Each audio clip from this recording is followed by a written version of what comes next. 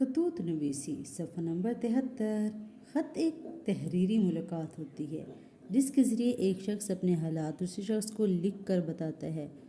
موجودہ زمانے میں خط لکھنے کا انداز بدل گیا ہے۔ اب خط مختصر اور مطلب کی بات کو سیدھے سادے انداز میں لکھا جاتا ہے۔ خط کیسے؟ مقام، روانگی اور تاریخ، القاب و آداب، مضمون، دعائے کلمات، خاتمہ، جسے خط بھیجا جائے اس کا مکمل پتہ، خط کا نمونہ، کمرہ امتحان، مقام 21 ستمبر 2017، تاریخ محترمہ والدہ صاحبہ، القاب السلام علیکم، آداب، مضمون لکھنے پہ وعلیکم السلام، واسلام آپ کا بیٹا ا ب ج، خاتمہ۔ خط کو لفافے میں بند کریں اور لفافے پر پتہ لکھیں۔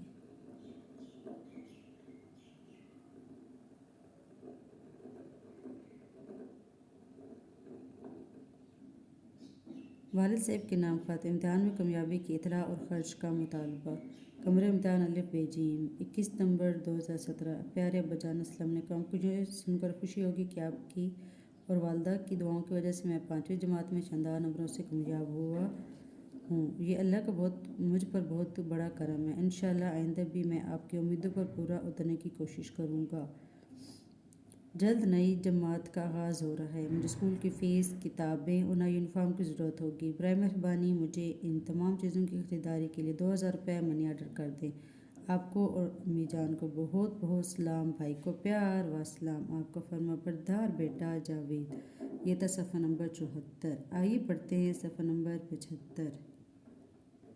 والدہ صاحبہ کے نام خط، بیمار پرسی کے لیے، کمرہ امتحان ا ب ج، 25 ستمبر 2017، پیاری امی جان، کل ہی مجھے بھائی جان کا خط ملا جس میں آپ کی بیماری کا پڑا۔ یہ جان کر بہت پریشان ہوا کہ آپ پچھلے ایک ہفتہ سے بیمار ہیں۔ آپ کو اگر ایک ڈاکٹر کی دوا سے آرام نہیں آ رہا ہے تو کسی دوسرے ڈاکٹر کو دکھائیں، دوا وقت پر لیں اور خوراک پر خاص توجہ دیں۔ زیادہ آرام کریں تاکہ صحت جلد بہتر ہو جائے۔ میری دلی دعا ہے کہ اللہ تعالیٰ آپ کو جلد صحت عطا کرے اور آپ کا سایہ ہمارے سروں پر سلامت رکھے، آپ کا سایہ ہمارے سروں پر سلامت رہے، آمین۔ خط کا جواب جلد دیں۔ آپ کو اور ابا جان کو آداب، ننھی کو پیار و سلام، آپ کا فرمانبردار بیٹا خرم۔ صفحہ نمبر 75 تھا یہ۔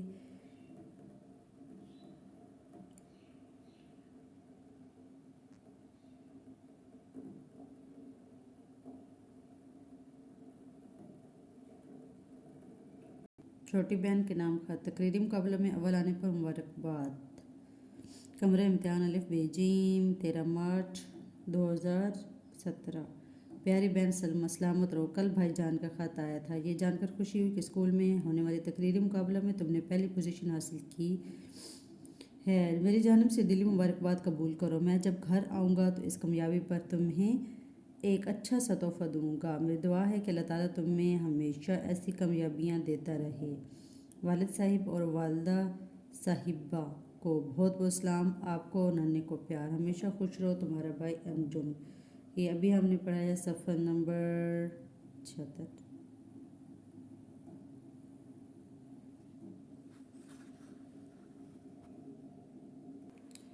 صفحہ نمبر 77، سالگرہ کی تقریب کے لیے دوست کے نام، دعوت نامہ، کمرہ امتحان ا ب ج، 7 ستمبر 2017، پیارے دوست اسلم، السلام علیکم۔ میری سالگرہ 13 ستمبر 2017 کو گھر پر ہو رہی ہے۔ اگر آپ میری اس خوشی میں شامل ہوں گے تو مجھے دلی راحت ہوگی۔ امید ہے آپ میری اس خوشی میں ضرور شرکت کریں گے۔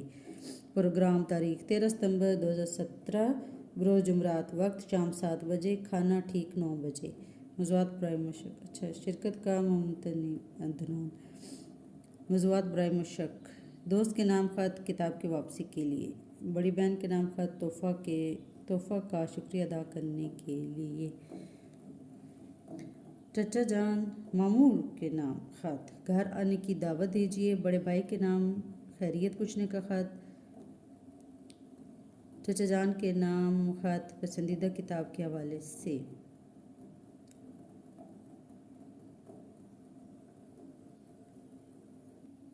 کہانی نویسی، کہانی کو ہمیشہ زبان ماضی میں لکھنا چاہیے۔ کہانی لکھتے وقت واقعات کی ترتیب کا خیال رکھیں۔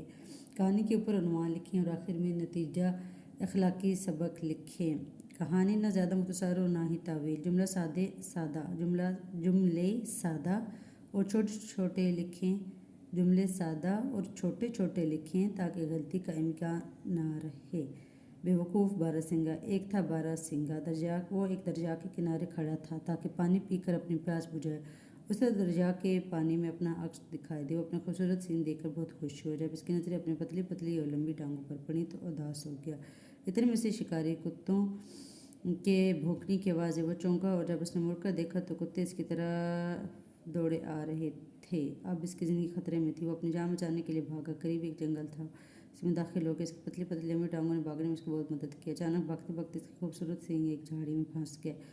اس نے اپنے آپ کو چھڑانے کی بہت کوشش کی مگر کچھ فائدہ نہ ہوا. اتنے میں کتے اس کے قریب پہنچ گئے. کتوں نے اسے پکڑ لیا اور لا کر کے کھا گئے. نتیجہ ہے چمکدار چیز سونا نہیں ہوتی. پرفیکٹ ویسے بھی خدا کی ذات ہے. ہر انسان میں کوئی نہ کوئی کمی ضرور ہوتی ہے.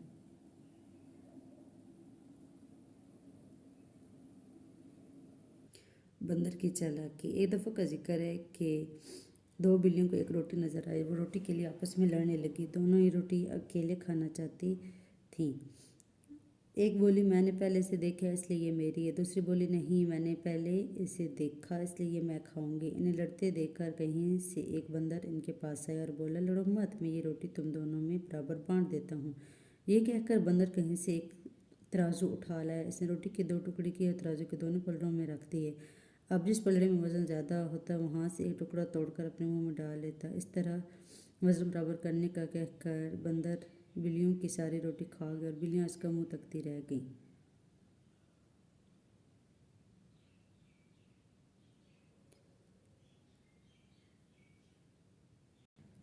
خرگوش اور کچھوا. ایک جنگل میں کچھوا اور خرگوش رہتے تھے. خرگوش کو اپنی تیز رفتاری پر بہت غرور تھا. وہ اکثر کچھوے کا اس کی سست رفتاری کی وجہ سے مذاق اڑاتا رہتا.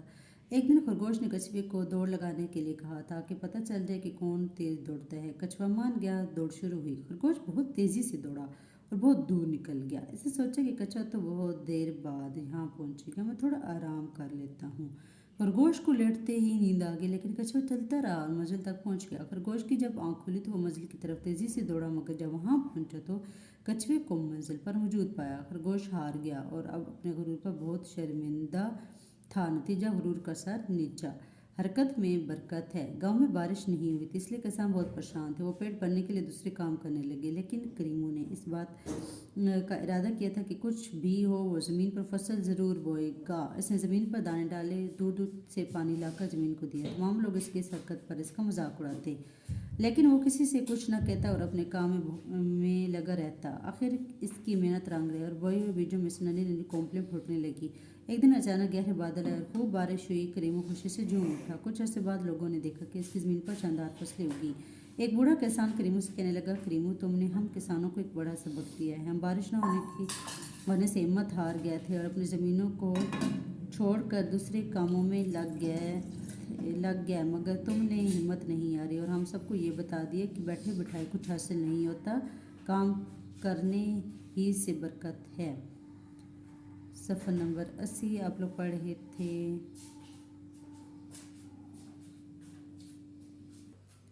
دو دوست. ایک دفعہ کا ذکر ہے کہ دو دوست کام کی تلاش میں کسی دوسرے شہر جا رہے تھے. راستے میں ایک جنگل پڑتا تھا.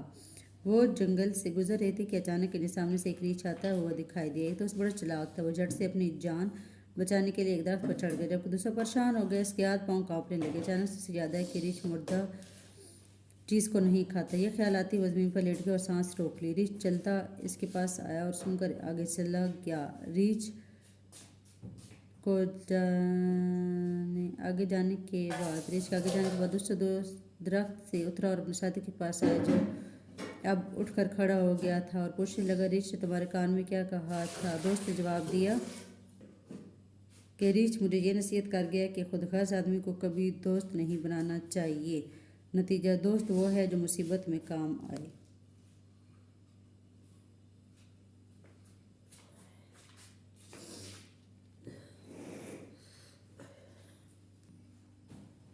مضمون نویسی. مضمون لکھنے کے لیے چند باتوں کا خاص خیال رکھیں. سب سے پہلے مضمون کا موضوع سمجھنے کی کوشش کرنی چاہیے. مضمون کا آغاز دلچسپ انداز میں کریں. جو خیالات ذہن میں آئیں انہیں الگ کاغذ پر لکھتے جائیں، بعد میں انہیں ترتیب دے کر ایک خاکہ سے بنا لیں، پھر ان خیالات پر لکھنا شروع کریں۔ مضمون لکھتے وقت مناسب الفاظ استعمال کریں، چھوٹے چھوٹے سادہ جملے بنائیں، ایک ہی بات کو بار بار نہ دہرائیں۔ لکھائی صاف اور خوشخط ہونی چاہیے۔ میرے دوست کا نام علیم ہے، وہ کھاتے پیتے شریف گھرانے سے تعلق رکھتا ہے، وہ قرآن مجید پڑھ چکا ہے، اس کے والد ڈاکٹر ہیں، وہ میرا ہم جماعت ہونے کے ساتھ ساتھ میرا پڑوسی بھی ہے، ہم اکٹھے اسکول جاتے اور واپس آتے ہیں۔ علیم بہت ذہین لڑکا ہے، وہ ہماری جماعت کا مانیٹر ہے، اس میں ایک اچھی عادت ہے کہ وہ کمزور طالب علموں کی پڑھائی میں ان کی مدد کرتا ہے۔ اس کی لکھائی بہت اچھی ہے، کمرے جماعت میں بہت سے چارٹ اس کے ہاتھ کے بنے ہوئے ہیں۔ اس کی صحت بہت اچھی ہے، وہ اسکول کا کام وقت پر کرتا ہے، ہمیشہ صاف ستھرا رہتا ہے اور ہمیشہ مسکرا کر دوسروں سے بات کرتا ہے۔ اسے کرکٹ کھیلنا بہت پسند ہے اور ہمیشہ سچ بولتا ہے اور بڑوں کی عزت کرتا ہے، اسی لیے بچے اور سارے اساتذہ اس سے بہت محبت کرتے ہیں۔ دعا عربی زبان کا لفظ ہے جس کے معنی اللہ تعالیٰ سے اپنے دل کی بات کہنا کے ہیں۔ انسان جو ان کی کمزور ہے، جب بھی وہ کسی مصیبت میں گرفتار ہوتا ہے تو اسے طاقتور سہارے کی ضرورت محسوس ہوتی ہے، ایسے میں اس کا خیال فوراً اللہ تعالیٰ کی طرف ہو جاتا ہے اور وہ اس کے سامنے اپنے ہاتھ پھیلا کر مصیبت سے نجات حاصل کرنے کی درخواست کرتا ہے۔ دعا کی ضرورت ہر انسان کو پڑتی ہے، اس لیے کہ دعا ہی انسان کو غموں اور دکھوں سے نجات دلاتی ہے۔ دعا کرنے سے اللہ تعالیٰ کی رحمت کے دروازے کھل جاتے ہیں اور دکھ انسان کے دل و دماغ سے خوف و غم کے بادل چھٹ جاتے ہیں، غم کے بادل چھٹ جاتے ہیں، اس کے بگڑے کام بن جاتے ہیں، اس کی مصیبت ٹل جاتی ہے اور وہ شیطانی طاقتوں کی شر سے بچ جاتا ہے۔ اللہ تعالیٰ فرماتا ہے تم مجھے یاد کرو میں تمہیں یاد کروں گا۔ اس کا مطلب یہ ہے کہ جب انسان اللہ تعالیٰ کو یاد کرتا ہے، اسے کچھ مانگتے ہے تو اللہ تعالیٰ کی نظر رحمت فوراً اس بندے پر ہو جاتی ہے اور وہ اس انسان کے دکھ دور کر دیتا ہے۔ سورۃ فاتحہ جو کہ قرآن مجید کی پہلی سورہ ہے، اس میں اللہ تعالیٰ نے خود اپنے بندوں کو دعا کرنی سکھائی ہے۔ دعا کرنے کے لیے چند ضروری باتیں ہمیں اپنے ذہن میں رکھنی چاہیے کہ دعا عاجزی کے ساتھ آہستہ آہستہ اور کم آواز میں مانگنی چاہیے اور دل میں اللہ تعالیٰ کی بڑائی کا خیال رکھنا چاہیے۔ دوسری بات یہ ہے کہ دعا کرتے وقت اس بات کا یقین ہونا چاہیے کہ اللہ تعالیٰ مجھے دیکھ رہا ہے اور میری بات سن رہا ہے، وہ میری سوچ اور ہر حرکت سے باخبر ہے۔ تیسری بات یہ ہے کہ دعا کرتے وقت اس بات کی امید رکھنی چاہیے کہ میں اس کا بندہ ہوں، وہ میری دعا ضرور قبول کرے گا۔ خوف اور امید یہ دونوں باتیں اللہ تعالیٰ کو بہت پسند ہیں اور وہ اپنے اس بندے کی دعا کبھی نہیں ٹالتا جو اس سے ڈرتا ہو اور اس کے سامنے جھکتا ہو۔